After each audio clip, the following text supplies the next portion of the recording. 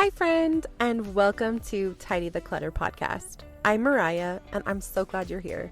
This is the place where we talk about real-life ways to simplify your home and digital spaces. Let's face it, life gets busy real quick. Between work, kids, emails, and everything else on your plate, it's easy to feel like things are slipping through the cracks. The good news, it doesn't have to stay that way. In each episode, I'll be sharing practical tips, small wins, and simple strategies to help you clear the clutter, both in your physical and digital spaces. You can feel more in control and have more time for what truly matters most to you. Whether it's setting up routines that stick, taming your inbox, or tackling toy chaos, my goal is to make getting organized doable, even on your busiest days. So, grab your favorite drink, settle in, and let's get started. You know that feeling when you walk into a room, you're ready to tackle something important, but all you can focus on is the mess around you. Maybe it's a stack of papers, maybe it's a ton of dog toys, maybe it's the kids' toys scattered around, or maybe it's even a hobby that's taken over the entire place. And just like that, poof! Your motivation is completely gone. It vanishes out of thin air. I want to share something that happened to me just this past week. I've been trying so hard to sit down in our living room and work on our family finance book and write our goals for 2025 because it's a new year. Should be a very simple task. The finances, we're jotting them down for February. Like, it's not something brand new. It should just be super simple. Well, our living room has been overtaken by my husband's Disney Lorcana cards, which is totally fine. Okay. He loves analyzing his deck and improving his game strategy. And I love Lorcana too. I love looking at the cards and things like that as well. But mixed into all of the cards is the girls' toys, and they're all on the coffee table. Okay, let's just say my brain couldn't process right family goals when all I could see was the beautiful chaos of cards and toys living together in this, perfect array of disorder. The mental weight of clarity isn't just annoying, it's truly killing your productivity. But here's the good news, okay? There is good news behind all of this chaos. You can reset your space and your focus in as little as 10 minutes. All right? It's like, what? 10 minutes? Yeah. 10 minutes, my friend, 10 minutes. Now, if you've been with me for a while, you might remember back in episode 3, where we talked about the 10-minute tidy to keep your home feeling manageable. So many of you reached out telling me how easy it was to incorporate the quick reset into your daily routines. And I love that. Oh my gosh, it makes me so happy. Today, we're building on that concept, but kind of with a twist. Let's say we're focusing on a 10-minute reset that not only clears the physical clutter, but helps you refocus when you feel scattered and super unproductive, like I have been the last week or so. Let's talk about something that might sound super obvious, but it's actually backed by science, which I always find super cool because it's like, man, for some reason, it just sticks with me a little bit more. And what it is visual clutter equals mental clutter. When your space is messy, your brain is constantly processing all those visual distractions, which is making it harder to focus on what really matters. Think about my living room situation, okay? The cards weren't even the problem. It was the visual confusion of the cards mixed with the toys, mixed with the dog toys on the ground. It was all creating this mental roadblock where my brain could not move past the disorder to focus on our family goals. And here's the thing, your brain doesn't even care if the clutter is good clutter, like a hobby that you love, or bad clutter, like junk mail that comes all the time. All it registers is visual noise that needs processing. Like, hey, that is too much going on. Something needs to happen. And here's what's important to remember. This really, how do I want to say this? It's not about having a perfectly organized home. This isn't about deep cleaning or making everything Instagram worthy. This is about creating just enough order in your space so your brain can focus on what matters in that moment. So I'm going to give you 5 steps that kind of help me out. The first one is set a timer. First things first, grab your phone, look at your watch, whatever timing mechanism you have handy, and set it or make a note for 10 minutes. Just like we did it back in episode 3 with the 10-minute tidy, you want to set a timer. And here's why. When we don't set a timer, we tend to either rush through the process or get lost in organizing things that really don't matter right this second. So the timer creates a deadline, and deadlines create momentum. You're not aiming for perfection, you're aiming for progress. Now, the second step is identifying the distraction area or zone. Look around your space right now. What area is visually pulling at your attention? For me, this week, right, it was the coffee table. That mix of cards and toys that kept catching my eye every time I tried to sit on the couch and focus with my, I wanted to call it a binder. It's not a binder. It's just a very large notebook.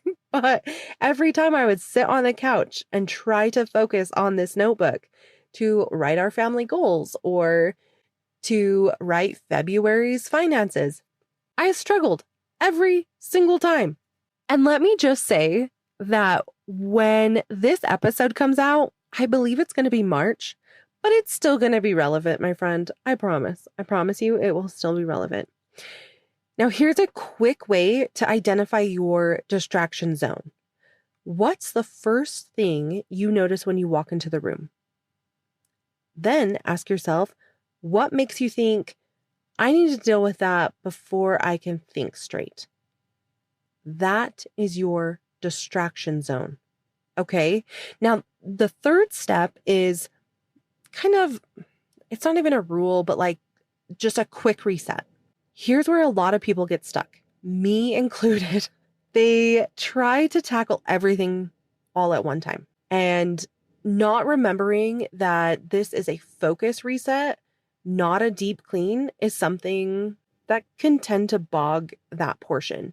So if you remember that this is a focus reset, I'm not deep cleaning, I am not doing anything else, I am just focusing on this spot. Your job is just to create a calm spot where you can focus, even if the whole room isn't perfect. Needless to say, if your entire room is feeling like that, do this several times throughout the day or the week or the month. That way, it's still not overwhelming and you're taking chunks of organizing and decluttering throughout a period of time, right? But for this specific thing, we're working on 10 minutes. So we're just going to zone in on our zone. How many times can I say zone? Anyway, so let me share what this looked like in my living room this week. I needed to work on our family finances, but our living room had become a shared space of activity, which is typically great because we usually will do a 15-minute reset at the end of the night, and then we kind of tidy it all up together. So usually that's not a problem, but our living room had just become this overwhelming shared space. On one end of the coffee table, my husband Nate had his Lorcana cards spread out for game analysis, right? He had piles of Lorcana cards, but then under the coffee table, he also had boxes of the Lorcana cards.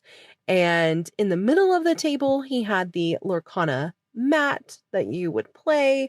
And then on the other side, there was a small sliver that had my my financial notebook is what I'm going to call it. But it had that book and a few of my pens that I like to kind of alternate because I'm odd, I guess. But I alternate as I'm writing in there. And over the entire table, there seemed to be some of my oldest toys and some of my youngest toys, but everything was mixed in. And my brain was just like, what the freak is happening with the coffee table?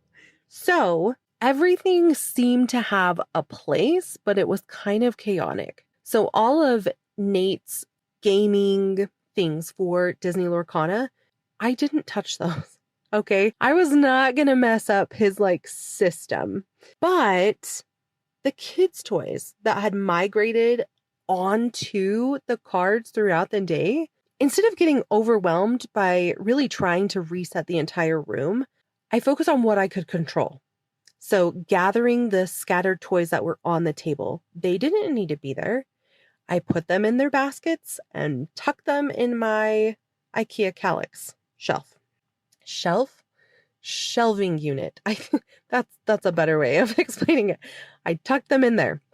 And this created a more calm area when I was just looking at, oh, I have my notebook on one side and then Nate's Lorcana stuff. It's at least organized the way he needs it. And so it was fine. It was fine there. Just that simple act of containing what I could while still respecting Nate's space made a big difference in my ability to focus. And here's why it worked. It didn't need to be a perfect space to be productive. It needed to be enough visual calmness to focus on the task that I needed to get done. So by using the baskets that I put into the Kallax shelving unit, this helped with containment. I mean, no, I absolutely did not organize the toys that I put in that basket, but it was contained. And from where I was sitting, or even when you go into the living room, it looks organized because it's contained. Then remembering that it's okay to work around areas that you can't really organize or mess with, right? So in this example, Nate's space, that was his space. I didn't need to organize his space because he's got his own organization method and maybe I will never understand it. And that's totally fine. It works. So although I didn't touch that, I adjusted the things that I could adjust. So sometimes having even a small clear space is all you need to really get your mind back on track. So now let's move to step 4, clear environmental distractions. Basically what I mean is physical clutter isn't the only thing that can derail our focus, right? When you are trying to get something done in a shared living space, I suggest take 1 or 2 minutes to minimize other distractions. So if the TV's on, but nobody's watching it, turn it off. It doesn't need to be on unless you really like that background noise, but having it on could become a distraction. So I would just suggest turning it off. You could even adjust the light. I don't know if it's just a really weird me thing, but there are certain lights I have a hard time focusing on. I guess. If it's like a blaring light, I just find it very difficult to focus in it. Or let's think about this one. Maybe it's just the sun. The sun is creating this odd glare and you can't focus. Well, turn the blinds or switch your position in your space so that you can focus on what you need to focus. And then address any noisy distractions, like that awesome robot vacuum that just tends to turn on at the worst times. Although you have it on a schedule, maybe you have to adjust the schedule. That is obviously a me thing. I always get a notification from Nathan and he's like, Can you turn off the vacuum? Anyway, that was a personal note, but besides the point.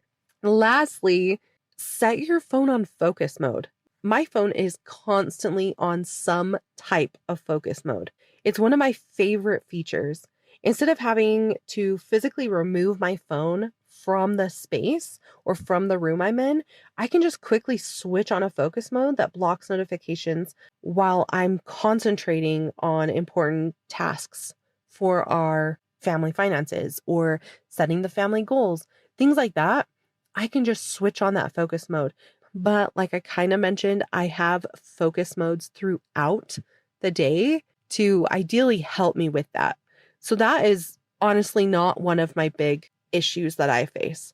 But I know for others, it can be. Now, going back to my living room example, even after clearing the kids' toys on the coffee table, I still made sure that my phone was kind of face down, even though it was in focus mode. And I adjusted my seat just a tad because I was like, the boxes are going to bug me. But if I lift my feet up on the couch, I won't see them. So it'll be fine. These small environmental tweaks can make a big difference and help you stay on track.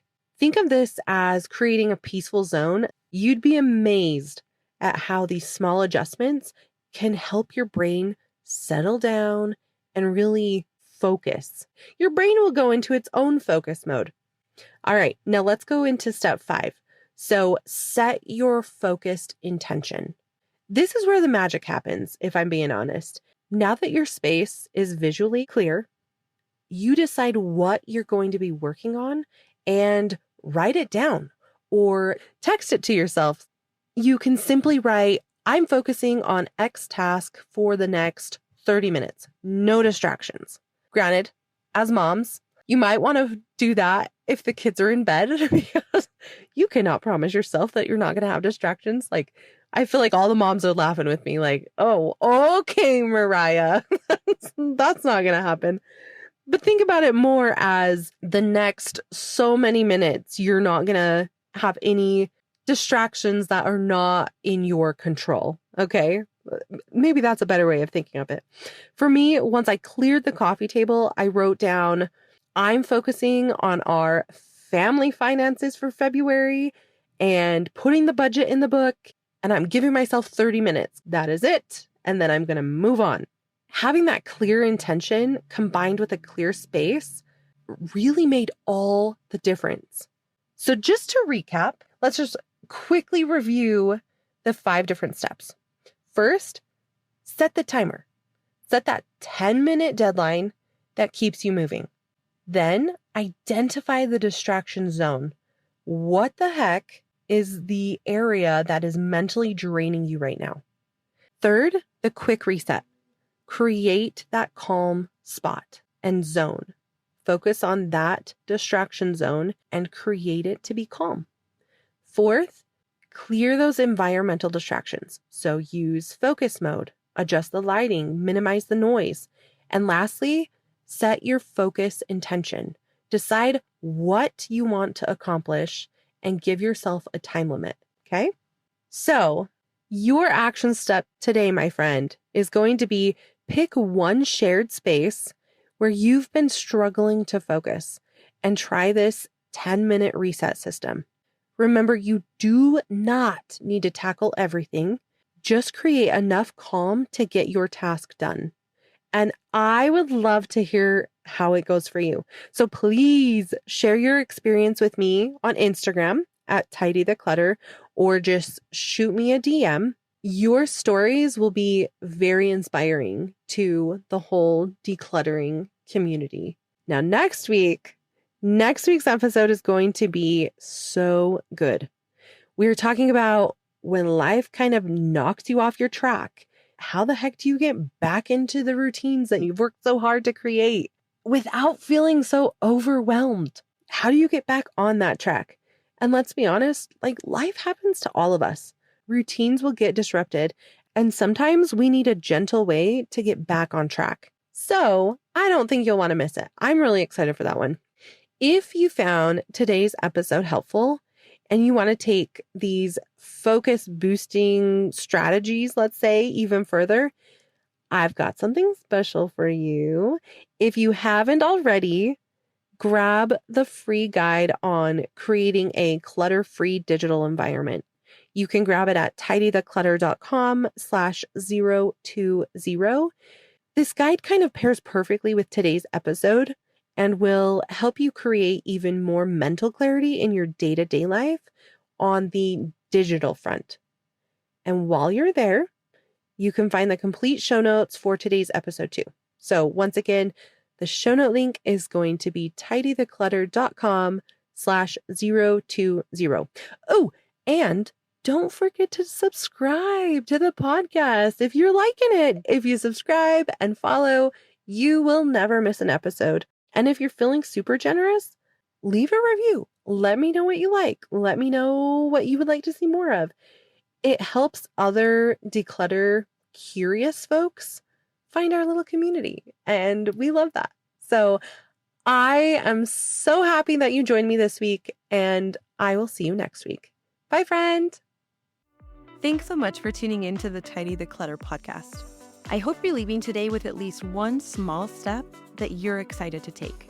Remember, it's not about being perfect. It's about finding what works for you and building on it little by little. If you enjoyed today's episode, I'd love it if you'd give the podcast a follow and leave a quick review. It really helps others find the show and join us on this journey toward less stress and more ease.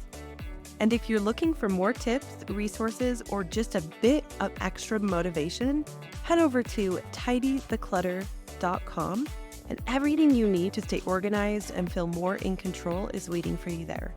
Until next time, keep things simple, stay focused, and enjoy those small wins along the way. Take care and talk soon.